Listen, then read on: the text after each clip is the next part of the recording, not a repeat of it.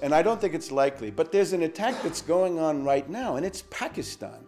Pakistan is another Muslim country with 160 million people, and they have nuclear weapons, and they have the means to deliver them. Now, back last summer in Chicago, there was a debate among the Democratic candidates, and Obama came out and said, I want to have the unilateral US bombing of northwest Pakistan.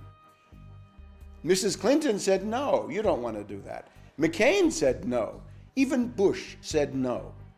And now the US is doing what Obama demanded. The US is bombing northwest Pakistan. And indeed, the US and NATO troops and the Afghan troops are preparing to invade Pakistan across the Afghan border. Now, why are they doing that?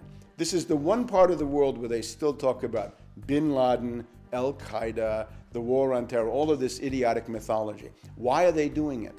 They want to destroy the Pakistani central government. You probably saw the statement the other night from the Prime Minister of Pakistan, Gilani. He says, our national honor and sovereignty does not allow foreign troops to come into our country. And he's absolutely right. But the US and NATO are now going to do that under the new policy.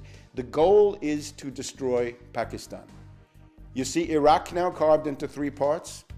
Pakistan will be into 4 or 5 parts. It'll be Sindh, Pashtunistan, Baluchistan, Waziristan, and on, and that will never end.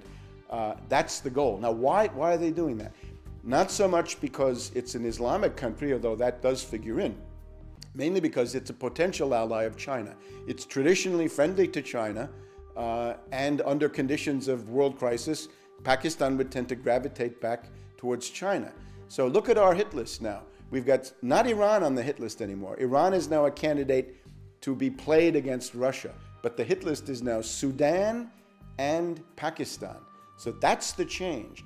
And Obama is the one who demanded the attacks on Pakistan when everybody else said no. So McCain, ironically, was a better friend of the Muslims than Obama was, because McCain said, I talked to General Musharraf about these things. I don't do it unilaterally. And Obama said, no, it's got to be unilateral. That's the Brzezinski policy. That's what, of course, Obama has no idea.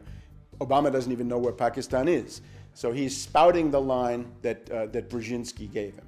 Brzezinski's argument to the neocons is to say to the neocons, you're fools, you're bunglers, you're so obsessed with Israel and the Persian Gulf and Iraq and Iran that you've lost the big picture.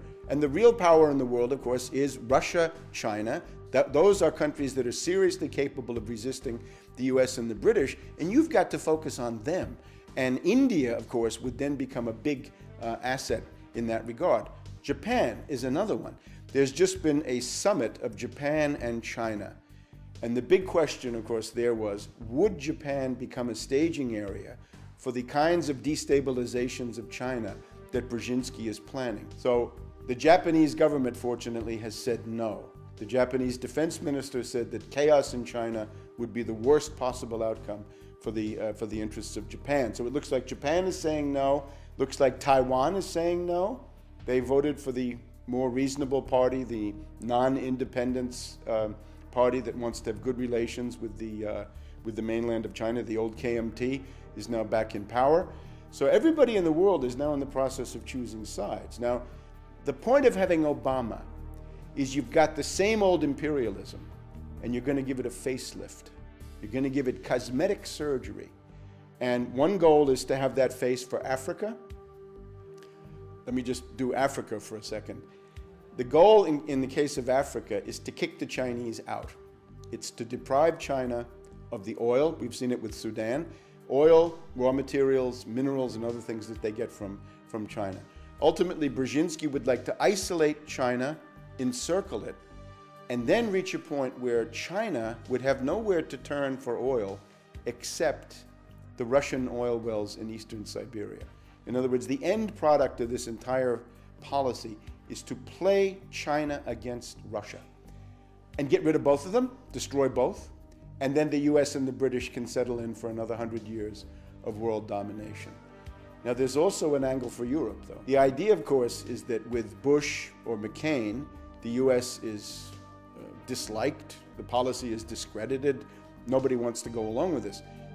The demagogy of Obama is that with this new face, somehow you can now get throngs and throngs of young dupes and individuals who have really no clue what they're doing to support this stuff. In other words, Obama wants Europe